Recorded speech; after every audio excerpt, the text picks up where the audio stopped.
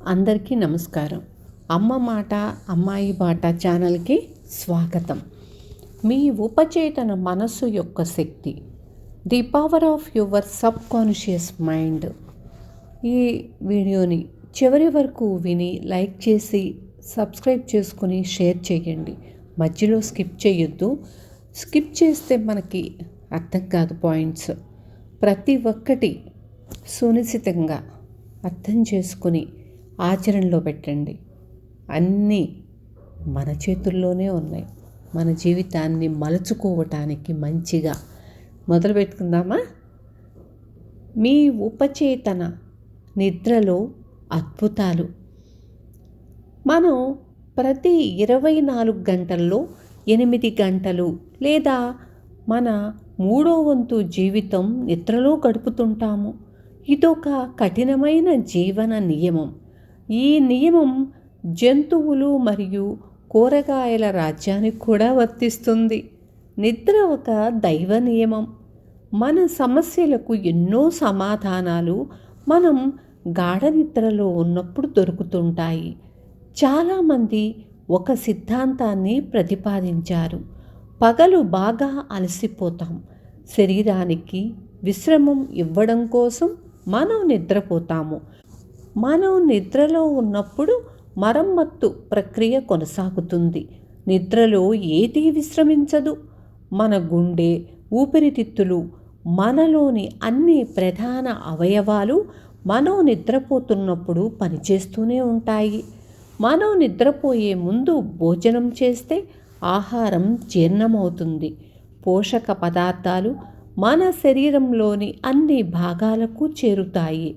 మన చర్మంపై చెమట కారుతుంది. మన గోళ్ళు, తల వెంట్రుకలు పెరుగుతూనే ఉంటాయి. అదేవిధంగా మన సబ్కాన్షియస్ మైండ్ కూడా విశ్రమించదు, నిద్రపోదు. మనలోని అన్ని ప్రధాన శక్తులను నియంత్రిస్తూ అది ఎప్పుడూ చురుగ్గానే ఉంటుంది. మనం నిద్రపోతున్నప్పుడు నయం చేసే ప్రక్రియ మరింత వేగంగా కొనసాగుతుంది. ఎందుకంటే మన చేతన మనస్సు ఎటువంటి జోక్యం చేసుకోదు కనుక. చెప్పుకోదగ్గ గొప్ప సమాధానాలు మనం నిద్రపోతున్నప్పుడే మనకి దొరుకుతూ ఉంటాయి. మనం ఎందుకు నిద్రపోతాం? డాక్టర్ జాన్ బిజెలో నిద్ర గురించి తీవ్రమైన పరిశోధన చేసిన తొలినాటి వైజ్ఞానిక పరిశోధకులలో ఒకరు. Doctor John Bigelow the mystery of sleep, New York and London, Harper brothers.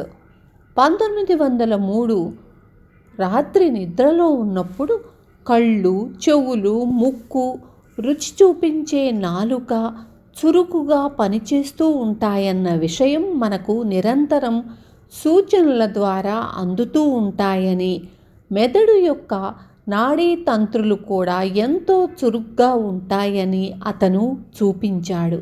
మనం నిద్రపోవడానికి ముఖ్య కారణం ఆత్మలోని ఉన్నత భాగం మనలో ఉన్న మరింత ఉన్నతమైన స్వభావంతో సంగ్రహణ చెంది దేవతల జ్ఞానం, దివ్య దృష్టితో ఐక్యం కావడమే అని అతను అంటాడు.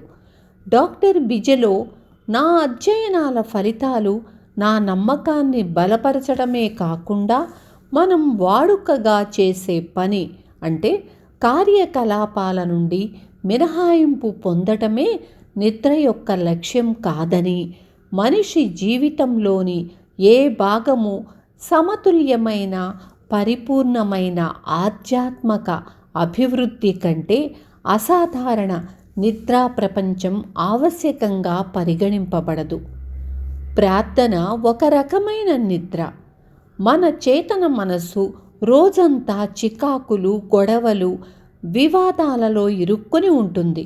అప్పుడప్పుడు అది ఇంద్రియాల ఆధారం నుంచి వస్తుగత జగత్తు నుండి ఉపసంహరించుకోవటం మన సబ్కాన్షియస్ మైండ్లోని వివేకంతో మౌనంగా సంభాషించాల్సిన అవసరం ఉంది. మన జీవితంలోని అన్ని దశలలో మార్గదర్శకం, శక్తి, ఎక్కువ జ్ఞానం మన హక్కుగా భావించటం ద్వారా మనము అన్ని కష్టాలను అధిగమించగలము. మన రోజువారీ సమస్యలను పరిష్కరించుకోగలము.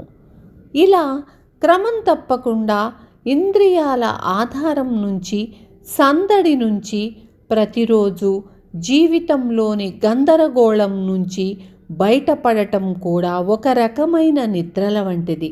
అంటే మన ఇంద్రియ ప్రపంచానికి మనము నిద్రపోతూ ఉంటాము, కానీ మన సబ్కాన్షియస్ మైండ్కున్న శక్తికి, వివేకానికి మేలుకొని ఉంటాము. నిద్రపోకపోతే కలిగే ఆశ్చర్యకరమైన ప్రభావాలు. నిద్రలేమి మనల్ని చికాకుపరచి, మూడీగా తయారు చేసి నిస్పృహ కలిగిస్తుంది. నేషనల్ అసోసియేషన్ ఫర్ మెంటల్ హెల్త్కు చెందిన డాక్టర్ జార్జ్ స్టీవెన్సన్, మనుషులందరూ ఆరోగ్యంగా ఉండాలంటే కనీసం 6 గంటల నిద్ర తప్పకుండా కావాలని జాగ్రత్తగా చెప్పగలను అని అన్నాడు.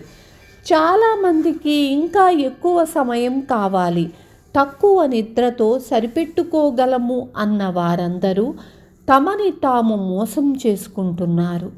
వైద్య పరిశోధకులు నిద్రకు సంబంధించిన ప్రక్రియలను, నిద్రలేమి రోగాన్ని పరిశోధించిన కొన్ని సందర్భాలలో మానసిక రోగానికి ముందు తీవ్రమైన నిద్రలేమి రోగం వస్తుందని అన్నారు.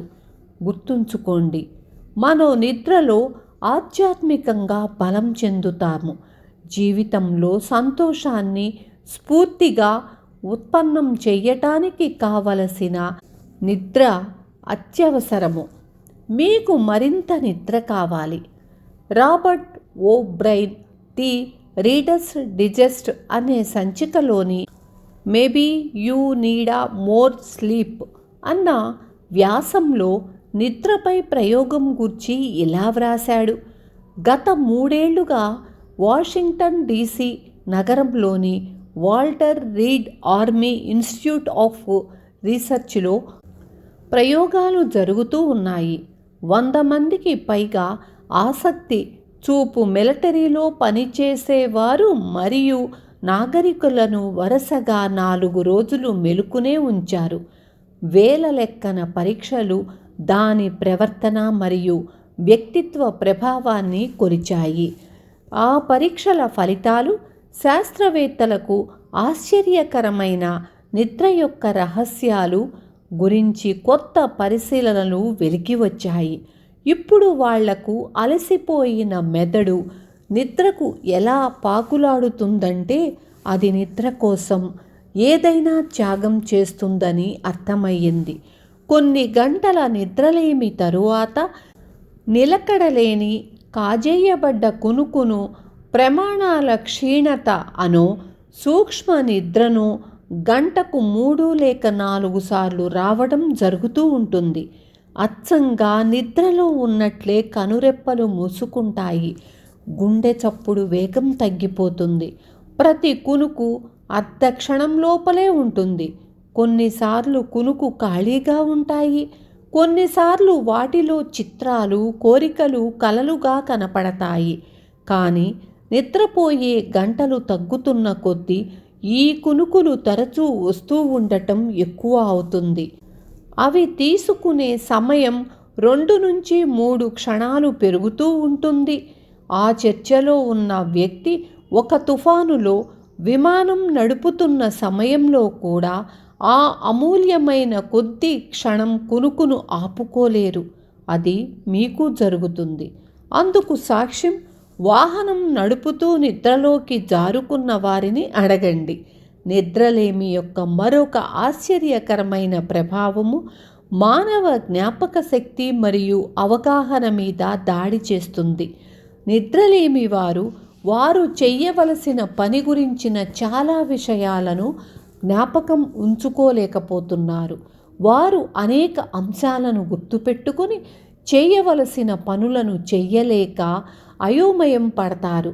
ఎలాగైతే విమానాన్ని నడిపే పైలట్ చాకచక్యంతో గాలి దిశకు తగ్గట్టు, గాలి గతికి తగ్గట్టు ఎత్తు నుంచి సురక్షితంగా క్రిందికి దింపుతాడో అలాగా.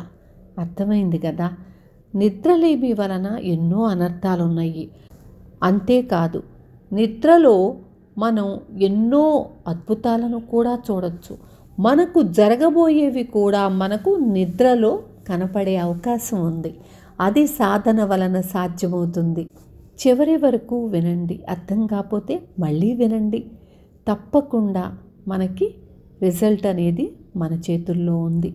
రేపు మళ్ళీ మీ ముందుకు వస్తాను. Thank you.